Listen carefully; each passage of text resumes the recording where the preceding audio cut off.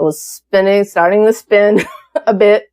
I think I maybe texted them. I remember that Wednesday I was at work and I had actually just listened to a message from my mom because I had texted them saying, I want to come visit you guys. I have some curious questions I have because I want to test you guys again.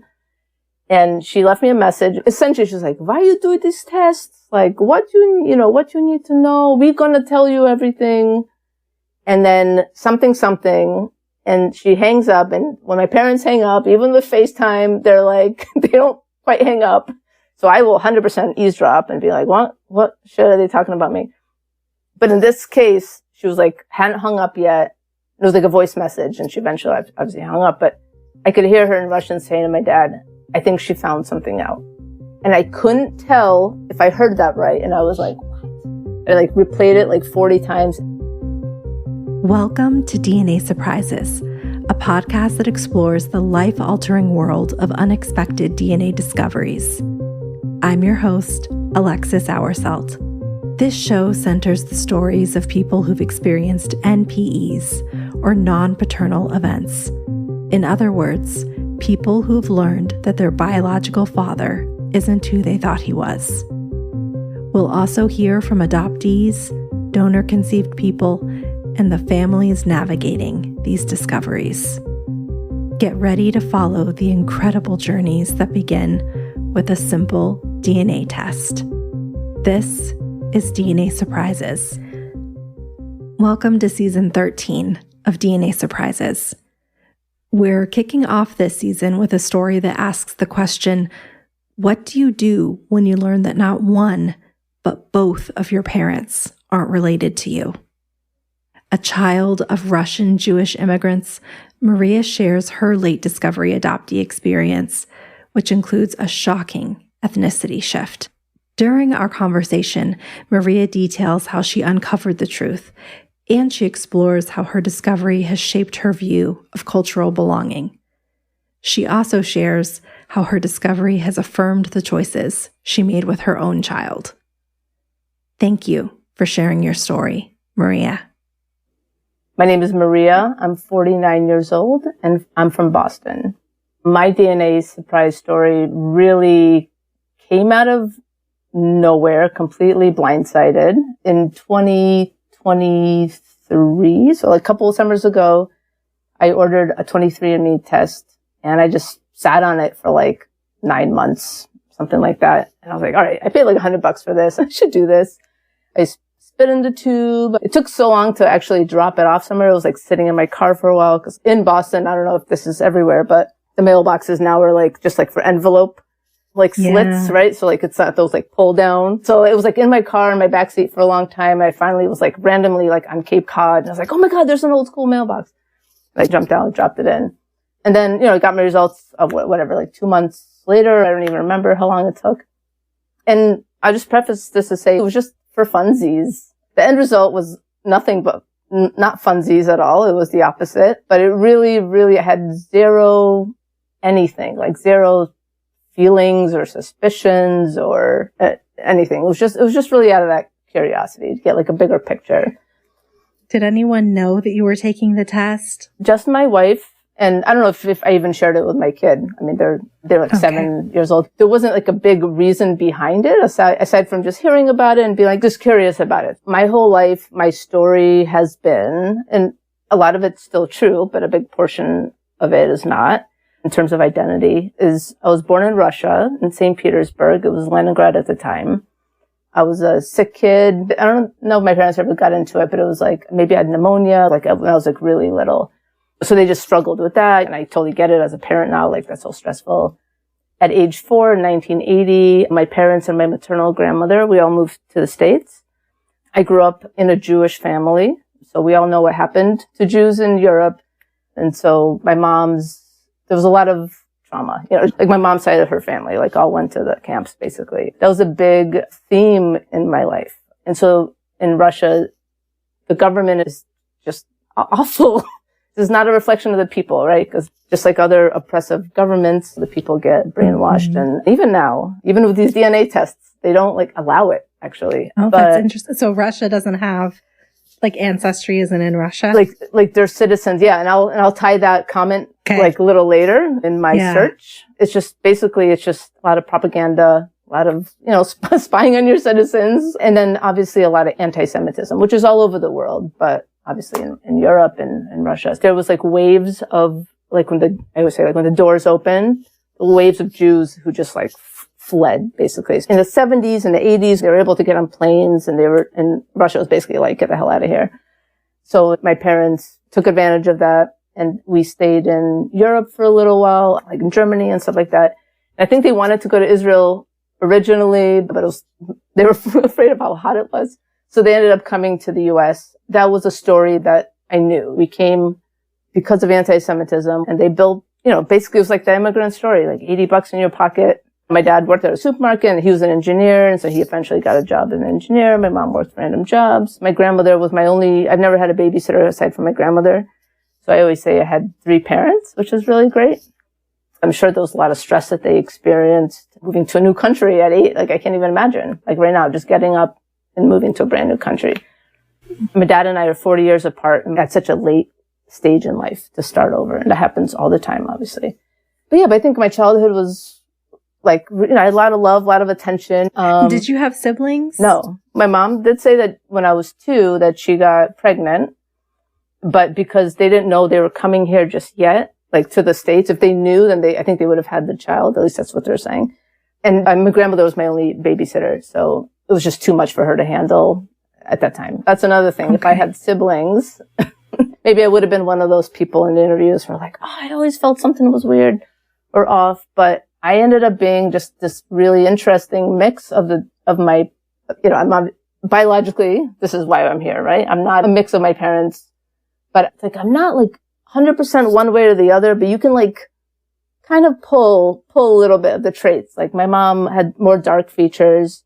My dad has blue eyes. All the photos are like black and white, but you can know like his bone structure and like his body type. I was like, I'm more like him. If I was a guy, I'd really be like him. I have like darker eyes, like maybe darker hair, but I always said I'm a very curious mix of the two, so now when you're reflecting, you're like, shit.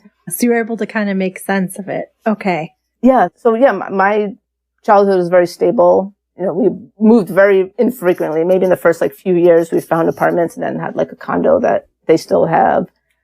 My grandmother passed away when she was 96. So I had her for a pretty good amount of time in my life. It was a couple years before my kid was born. So I had a lot of stability. I'm a queer woman. So when I came out in 18, and that is when a lot of stuff with my parents and I got harder because it's such a low bar, but they didn't kick me out of the house. They didn't disown me. Like what a low bar to have as a queer person. Yeah. But, in the end, I know they love me, So we've had our roller coasters.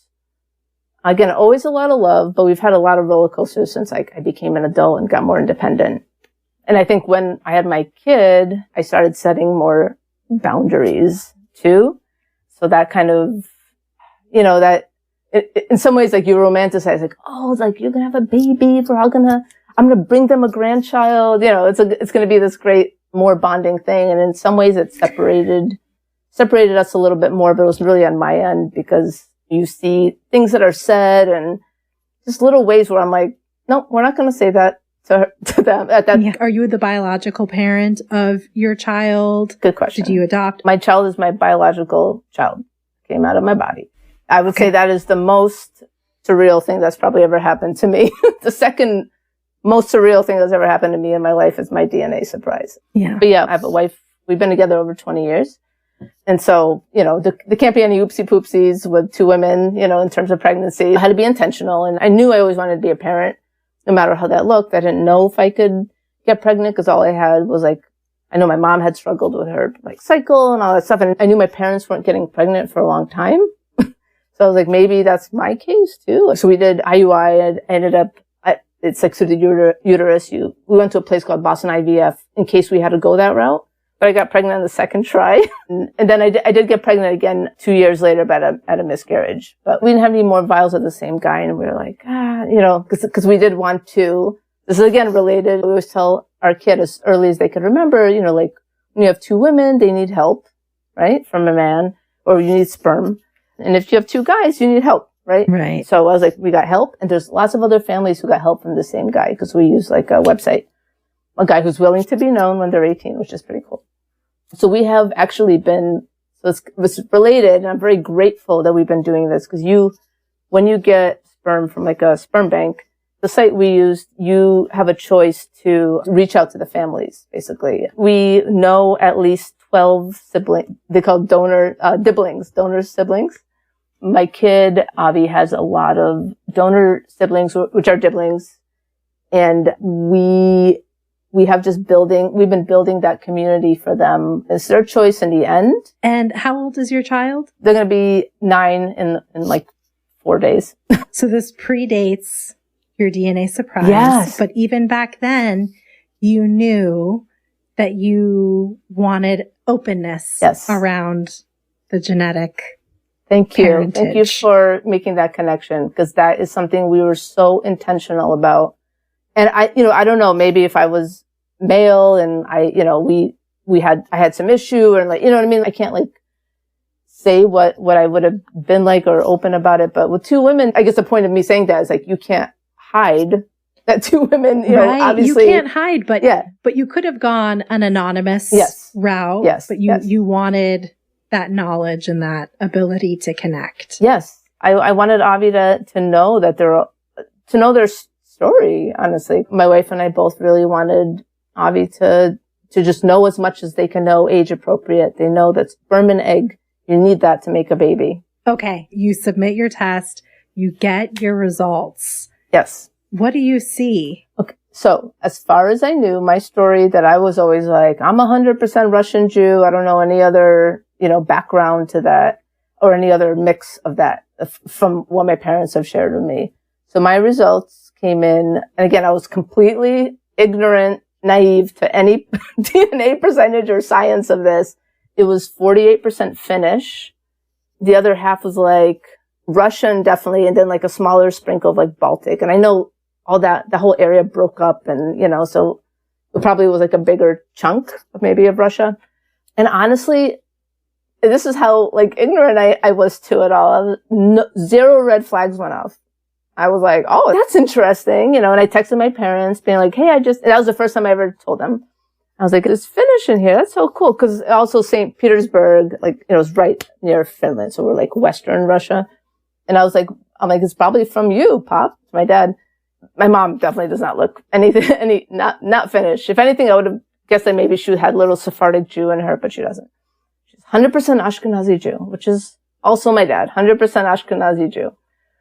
So my dad replied like, no, every time I'm going to say my parents, talk like my parents, is going to be in this Russian accent. But he's like, no, all my family is from, the South, like Ukraine, and, and I'm like mansplaining this to him, like basic science. I'm like, no, this is like ancestry. Like, I know what the fuck I'm talking about. I'm like, this is, because I'm literally like still just stars in my eyes. I have no idea what's going on. Like, no clue. So this was 6 months before I found out, before my mom told me. Well, the deal was she said nothing, which I should have actually taken that as like a sign, but I had zero reason to think anything. So I looked around. I had some relatives in Israel. It was like, okay. So you weren't like, why doesn't this say Ashkenazi Jew? I looked at the list and it didn't.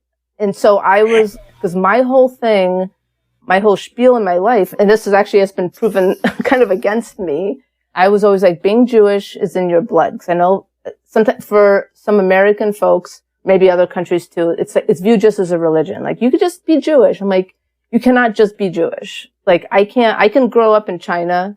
Like, I could have been born in China as a white woman and like speak the language, be immersed in the culture. Like, that's all I know. But I can never be biologically Chinese.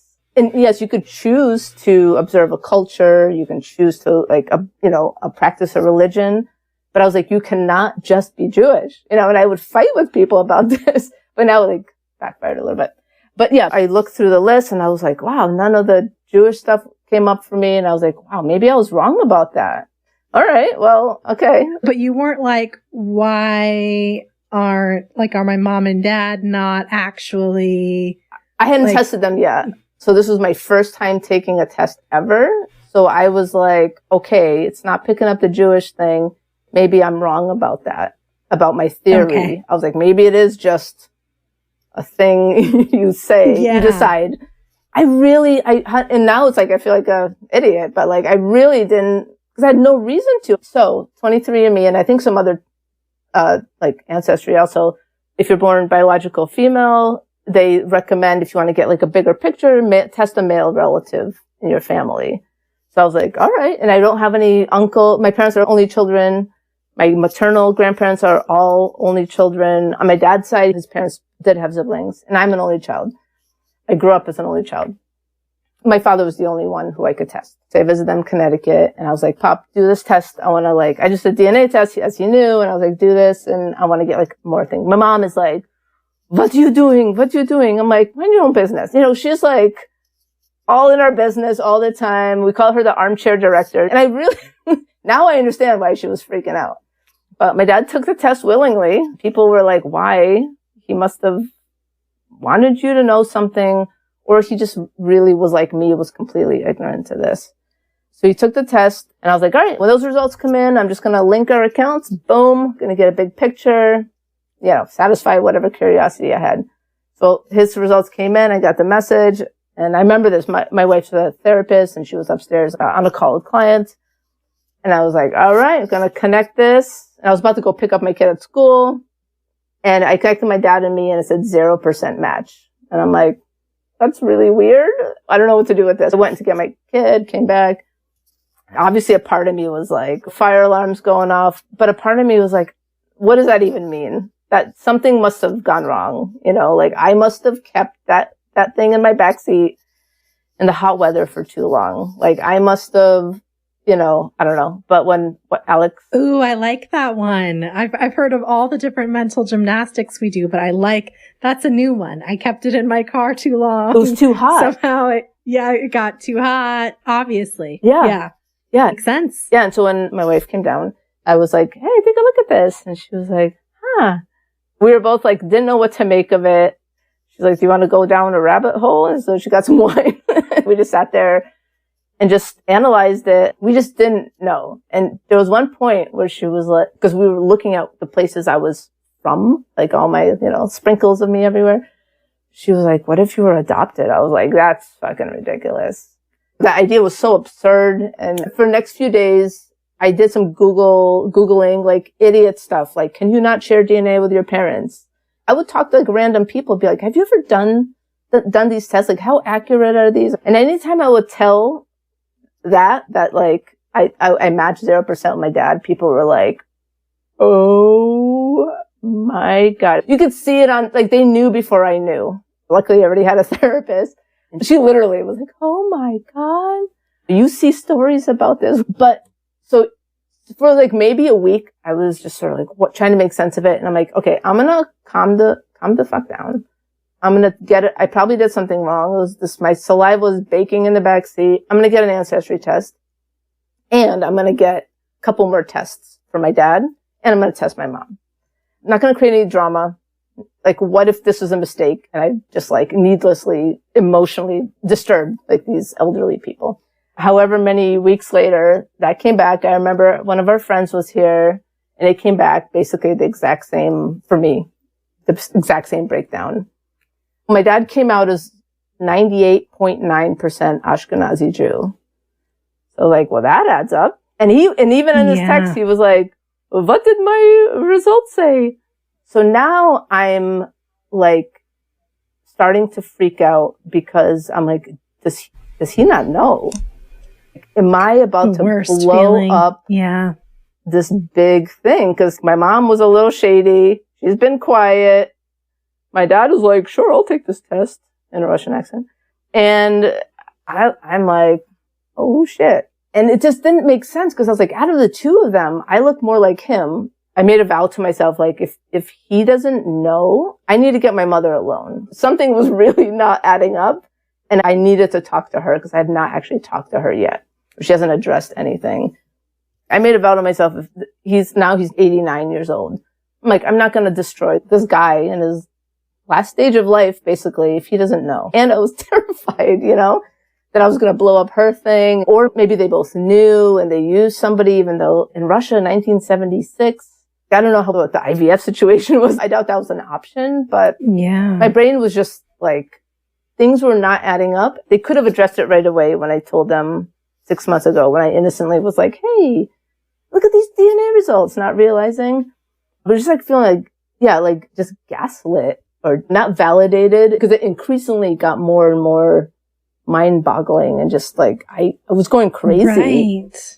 So what do you do? Because I get it. Like, I think it's very understandable why you wouldn't want to shock your father thinking that he may not know this information.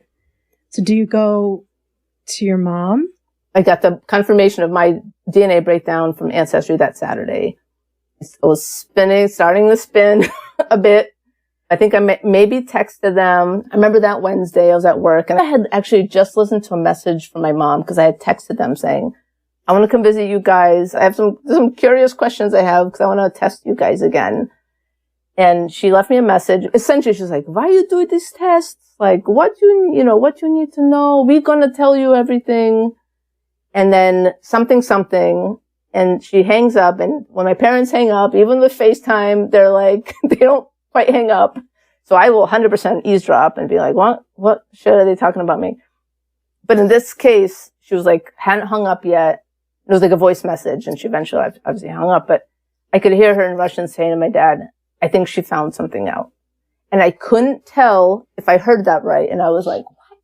I like replayed it like 40 times. So I drove down, probably less like a zombie going there than coming back, with the DNA kits in my bag. My dad had a doctor's appointment, which was great timing because I wanted to get my mom alone. I dropped them off and then my mom and I were in the living room. I sat down and I had the kits and I was like, so I just have I have some questions. I don't know exactly word for word what was said because you're just like, it's almost like you're looking at yourself from like the ceiling, you know? Yeah, it's like a dissociation. 100%. Yeah. And my mom was like, wait for your father. I'm like, does he know? That's all I said. Cause I don't even know what I was saying. I don't even know what the what is. What does he know? But I was just like, does he know? She's like, yes. I'm like, please just tell me now. So, and she can be very emotional and passionate and all this stuff. But sometimes in like emotional moments, she maybe goes into this like hardened mode. But the way she like told the story was like a documentary. She was like, I had a friend who worked at a hospital and there was this baby there that was sick from the orphanage, but she wasn't, this baby was like very rare for the children to not be mentally ill. I don't know how she worded it. My parents didn't have a kid. I guess they weren't worried about it, but she was like, there's this child here, who you can take, basically. Not just take. I'm sure there was some paperwork. This child is very sick and all this stuff. And I'm just like, who are you talking about? Are you talking about me? Like, was this me? like it wasn't like we adopted you. You were a sick baby. There was like no personalization to it. It wasn't like we wanted a baby. We weren't desperate. You were, this and this. It was like my friend worked at this hospital. There was a baby in there that was mentally healthy, but very sick physically. And I was like, I could not believe the words that were coming out of her mouth right now. It was the most fucking surreal moment of my life. It took me like full 2 days to like ask more questions. But in that moment, first of all, I was like, you guys probably saved my life. That was an honest, and I still feel that, whether it's literally, the quality of my life, even before knowing this, being like an open queer woman, and I'm an artist too. I already said, thank you for bringing me to this country. But now this is a different layer where they literally took in this sick baby. Yeah. Like they saved my life. Yeah. It's almost like I went into this, maybe appeasement, because I know this was like an enormous moment for her. I was like floating on the fan up there, like somewhere, like hanging out with the spider in the corner. Like I was just like, what the hell is happening right now? But I was trying to like normalize the situation for myself too. It was, yeah. I mean, does it hit you in that moment that your mom is not biologically related to you? It's still, even talking about it right now, because day to day, nothing has really changed monumentally. This is still my life. Knock on wood. I have a child. I have a wife. I have my job. My parents are my parents. But this is a huge detail that was left out of my life. And they were going to take this to their grave if I hadn't accidentally stumbled across this. And I said to her, I was so worried. I was really terrified that you had an affair. And she was like, I wouldn't be with a Finnish man. And I'm like, okay. And this also kind of shows. No offense. Yeah. No offense to all the Finnish oh my God. peoples out there. I mean, what an asshole. Right? Exactly. You're she's literally insulting my people now.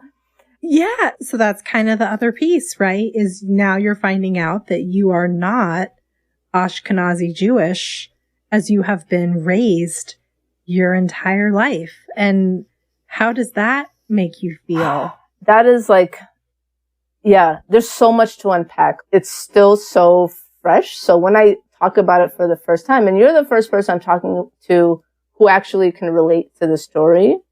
And I know I've seen your videos. I know people have, I've listened to a lot of your podcasts just to it's really helped, right? Even if it's not the exact same story, just the blindsided emotional part of it. Mm-hmm. I mean, that's a huge part of your origin story. Your parents left Russia because of anti-Semitism and hopes for a better life. It's been my entire not my entire, because I know with your story, you're you found out you were a different race. And when I say the Jewish race, I'm a white woman.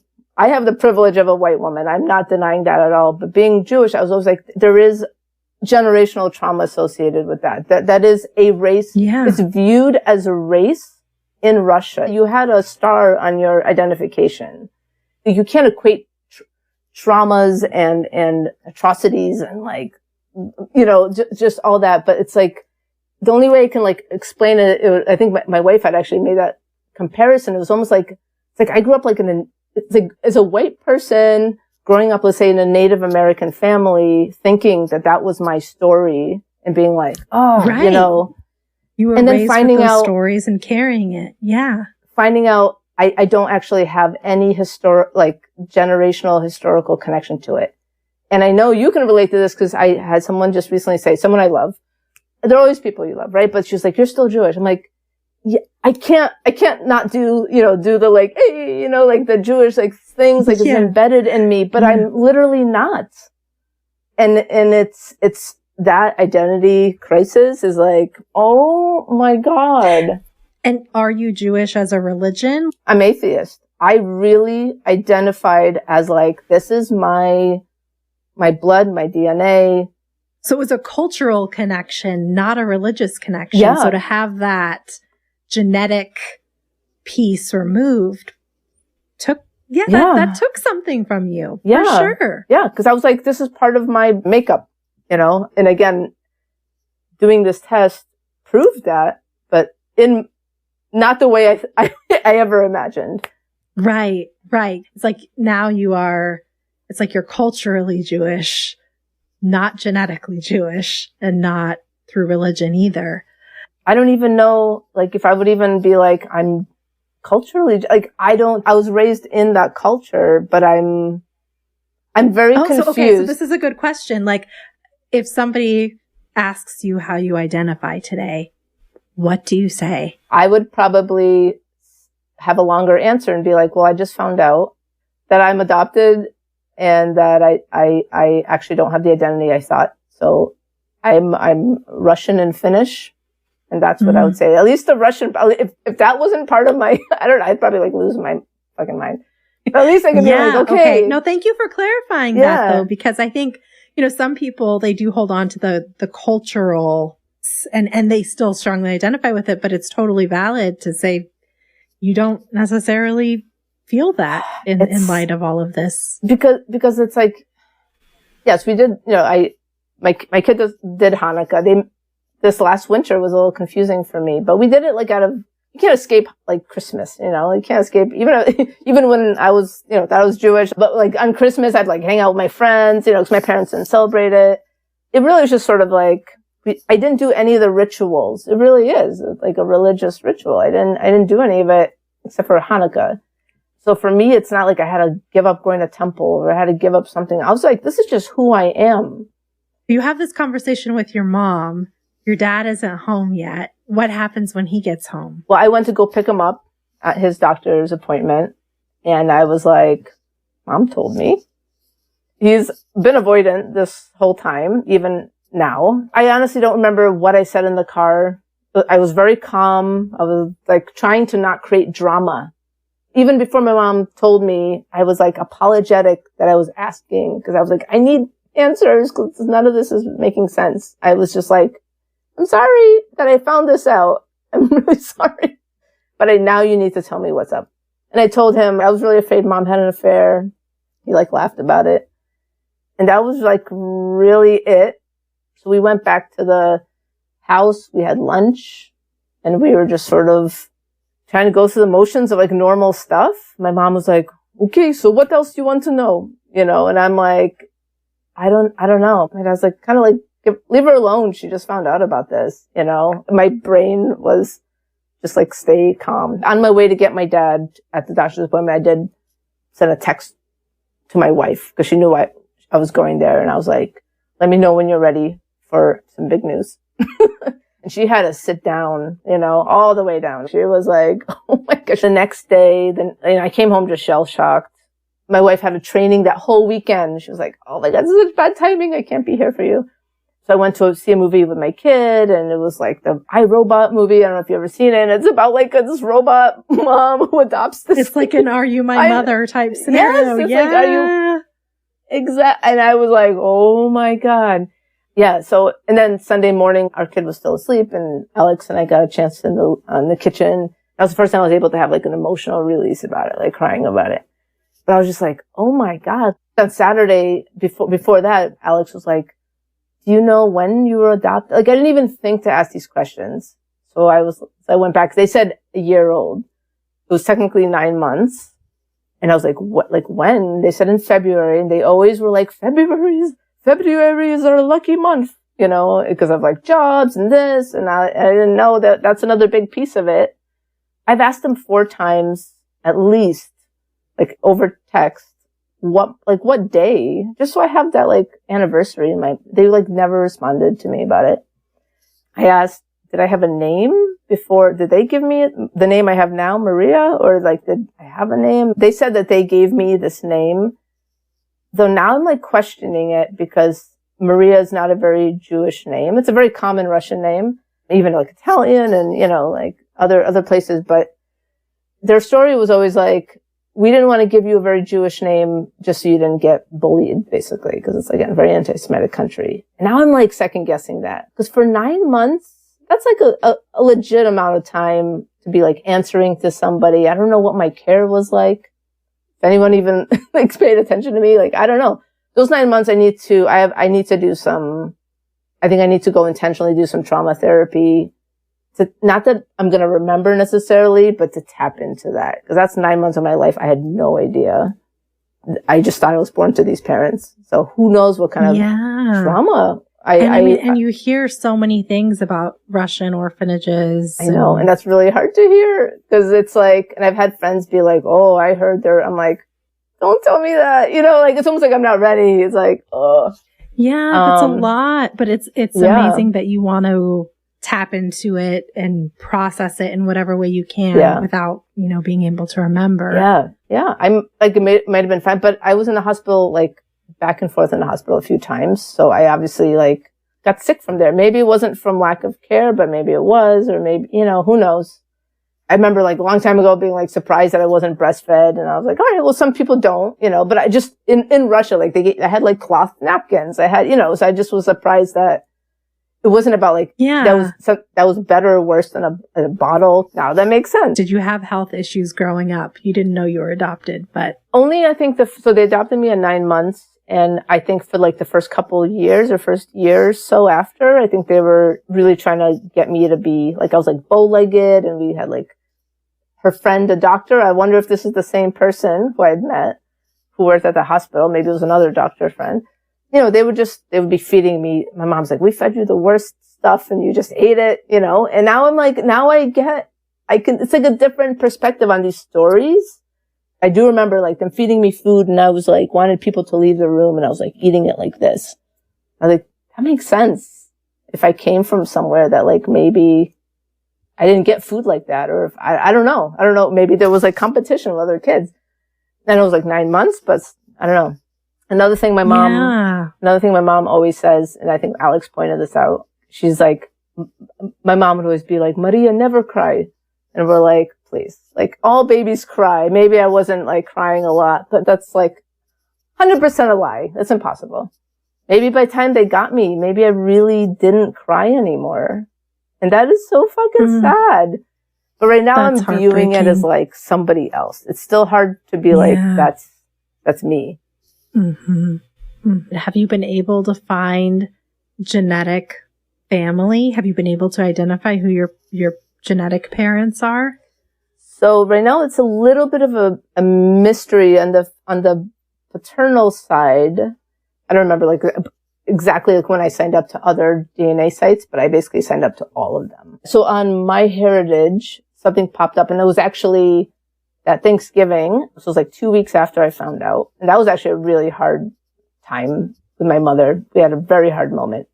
And that's when I was like, I'm not going to get any help from them. And I need to do this on my own. I ended up getting an alert that I got a match. This was 20.3 or whatever, 20% match with this guy. It said he was from Germany, but that was only because he was living in St. Petersburg and Russia doesn't let you do this stuff.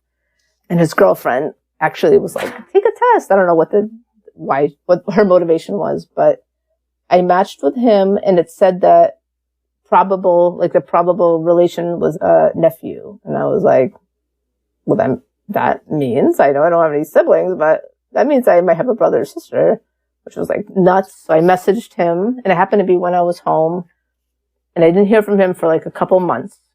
But that same Thanksgiving 2024, it was 2 weeks after I found out. I was there with my wife, my kid.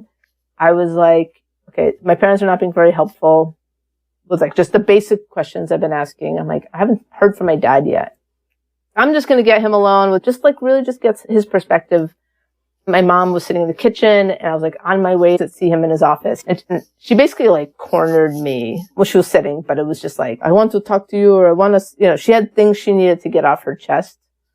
And I can't even remember all the things that she said, but she was just like, and like, it wasn't something that like really retained in my brain, but it was basically very like aggressive and angry. We did this because we needed a baby. The reason we didn't tell you. So that's another reason. Originally, I get it. Russia, again, is a hard place. They were worried I was going to be taken away from them. It was like communism at the time. And so they just were like terrified of that. And I'm sure that carried over coming to this country.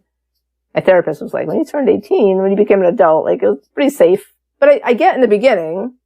And she was like, nobody talks about this, like blah, blah, and that's it. This is a situation where I'm like, hands clean. Like I had nothing to do with this. I don't know why this anger is showing up towards me. Like I literally didn't do anything. I'm not creating any drama. And I just wanted some basic info. But yeah, she rattled off all this stuff. And I was like, well, I'm going to have more questions. I was like, biologically, like medical history, like this past year, I've gone to a lot of medical appointments, just like a couple of things like I needed to get, just routine stuff. But it would be like, okay, so it says in your family. And I'm like, shit, you actually have to erase all of that because I actually don't know anything.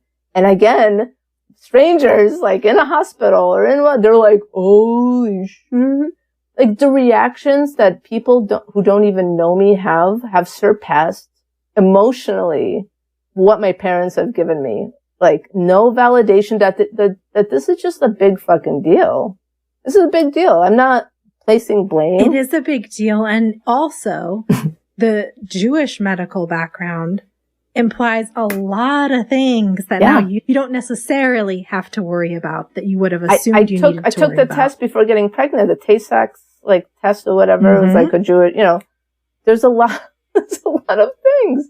And my mom's like, medical, what do, who, like, not like who cares, but like, what does this matter? And I'm like, matters a lot, because I have a biological child And that's like, they're my motivation. Cause like, yes, I'm 49 years old, knock on wood that I'm still going to be kicking it for a while, but I have a child that needs to know this. And overnight, I found out my daughter is my only biological connection that I know.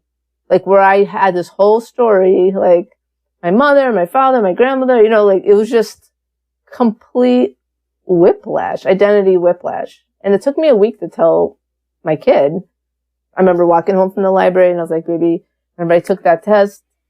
It turns out I'm adopted, and I had to get the message across that I don't know your, like, their paternal line. We have a lot of information about because we chose this donor. They give us a medical history for him. Make sure they scan these dudes, right? I mean, make sure they're like, everything's okay.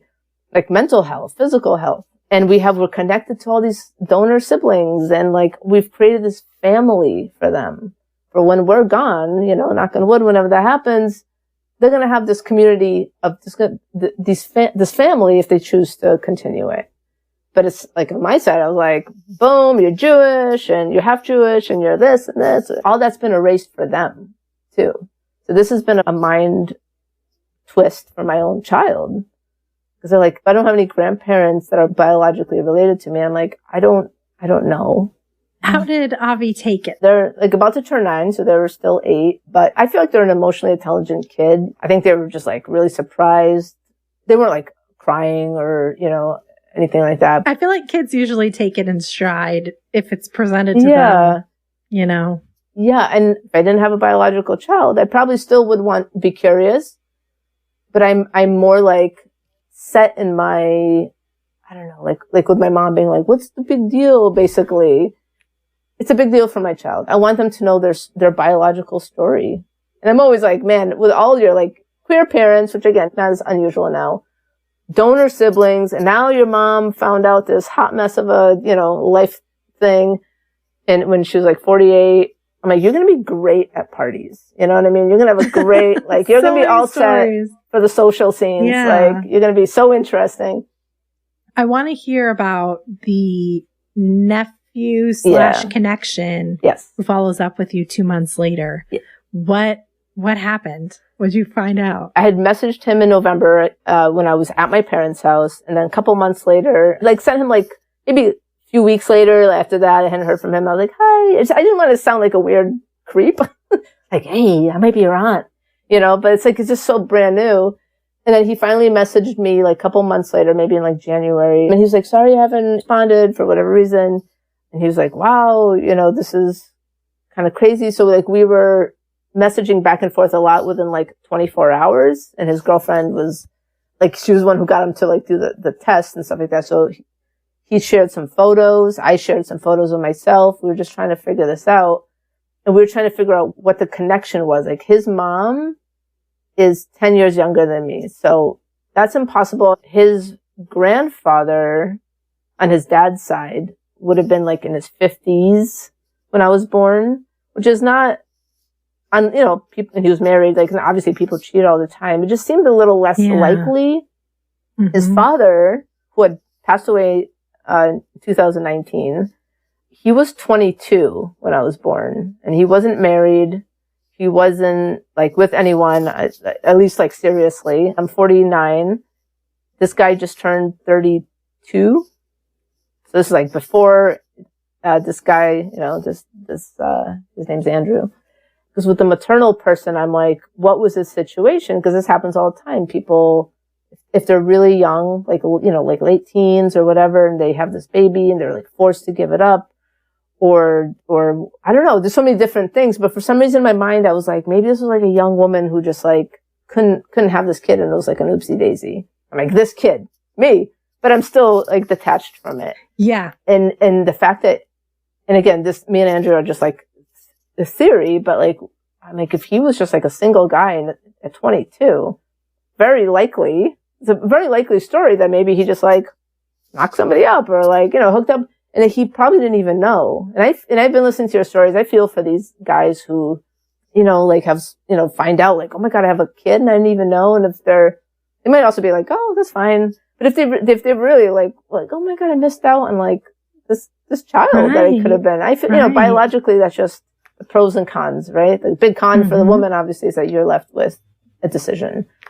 So, yeah, Andrew was like, because his dad had adopted actually like a teen, like later in his years, he kind of was like, if he knew about you, if our theory, if our feeling is right, that he wouldn't have given up on you. But our theory is that he probably didn't even know. And he died not knowing. And again, we both are just feeling it in our bones with not like a concrete thing, but just the way things are adding up. We do want to try to test his aunts on either side, but it's tricky because they live in Russia. But yeah, and so he had sent me I was like, do you have photos of your dad, like when he was like younger, like, you know, like in the 40s or something like that. First he sent a picture of his mom and his dad, and I was like, his mom had like darker hair and his dad was like gray and was like doing like muscle thing, you know. And I was like, oh, I don't know if either of these look like me. And my wife was like thinking the dad might. So I was like, send me a younger photo. And I sent it to Alex and then like other people who know me really well for like years and like some exes, you know, who just like know my face. And she was like, oh my God, which could be a brother too. You know what I mean? You could have similarities. Yeah. I mean, how are you dealing with the unknown? It's like a lot has happened in less than a year. So like part of you is like, now you know this info. There's like a little bit of like an urgency, but it's also been 48 years of not knowing. So like, what's the urgency? But I guess the urgency is that, I mean, his father already passed away. So the maternal side, it's like, I can't quite I say like the maternal connection or paternal, because I can't quite say like mother and father, because I have a mother and father. It's still, my brain is still like trying to catch up. I'm still that kid in the third person. And I think that's where I need to go to the trauma therapy and like dig into it just to like accept it. I think it's not that I necessarily remember something, but yeah, I know there's something called DNA angels, and I have reached out to Ancestry to see if they would do that. And they basically were like, Russia with the war, like, is impossible. We can't help you. I have a friend who has a friend who's like I think she's in her 80s, and she knew she was adopted, but she did all her like paperwork research in the 80s. And so she's been awesome, very helpful. I might reach out to her again, but like, I think I just would get overwhelmed because she's done this and she's like, boom, boom, boom, you know, like, let's act on this soon. Your theory about your mom being young may not be true. I mean, she might not be alive anymore. I'm like, oh my God, like what? You know what I mean? So it's no reflection of her. She's been like, it's been amazing to have this help from like a stranger. And I've just needed to take a break from it. Just like your podcasts are amazing, but it's also so much trauma, you know, that also I'm relating to. So sometimes I'm like, oh, I need to listen to some care of yourself. Yeah, maybe some comedy podcast. But she did find like somebody, there are some options, or my birth certificate, which I never knew was labeled 1980, which was when I was 4 years old. There is a stamp on there with like the organization. I don't know if it's the orphanage or what. So I need to dig into that. It's a hard country to dig into. This DNA angel was like a volunteer to me, friend of a friend, did find like some guy who I guess he like does find people in Russia and stuff like that. And it costs some money. Like it's probably like a little under $1,000, which is worth it if you find it. And that's one of those like maybe. What is next for you as you navigate this? You're coming up on a year. Yeah. What do you hope to do? It's complicated with the maternal person because it's like, she obviously, if she's alive, first of all, and I think if she isn't alive, I mean, it would be like, oh, that's sad, but like, I want to like see some photos of her. That's something where I would want to start. If she is alive, depending what the story was, I don't want to dig up some trauma that she's like, doesn't want to deal with, right? That's not fair to her. Or maybe she was in a situation where she didn't want to give this kid up, or it was a traumatic situation where she just had to, she wasn't able to take care of it.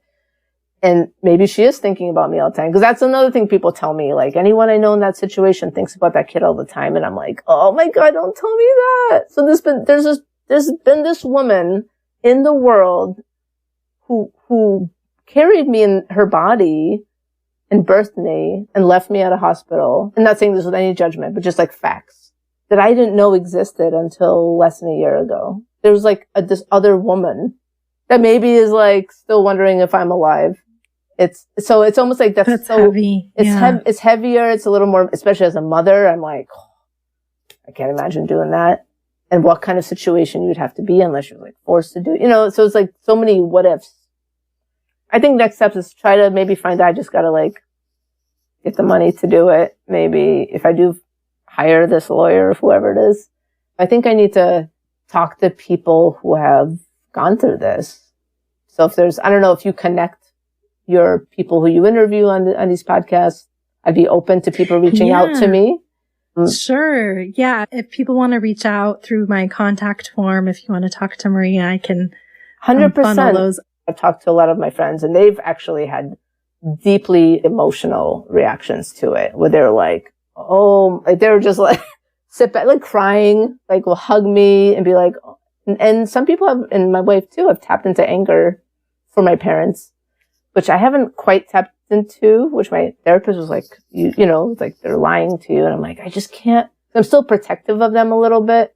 I wish my grandmother was alive for this so I can talk to her about it because she was like part of it, but she wasn't part of the decision making.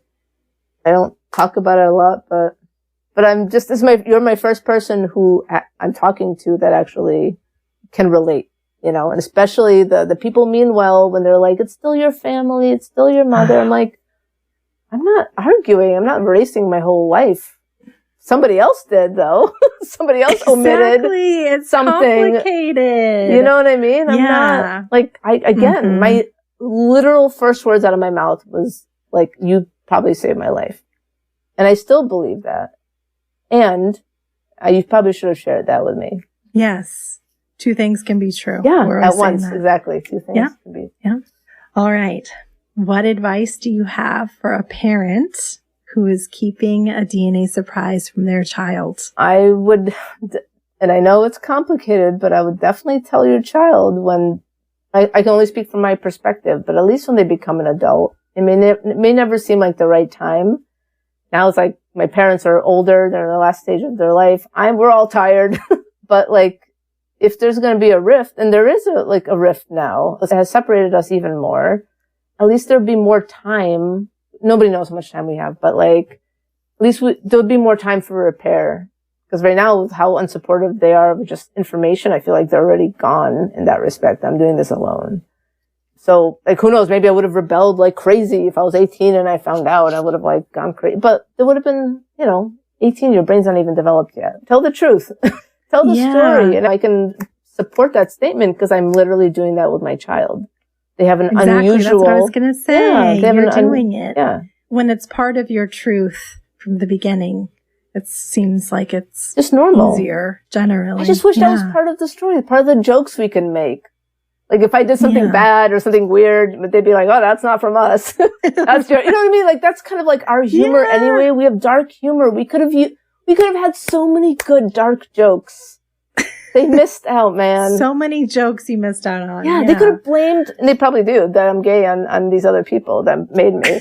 Like, you know what I mean? But that could have been so funny. They missed out, man. And now it's just trauma. What advice do you have for someone who's just uncovered a DNA surprise?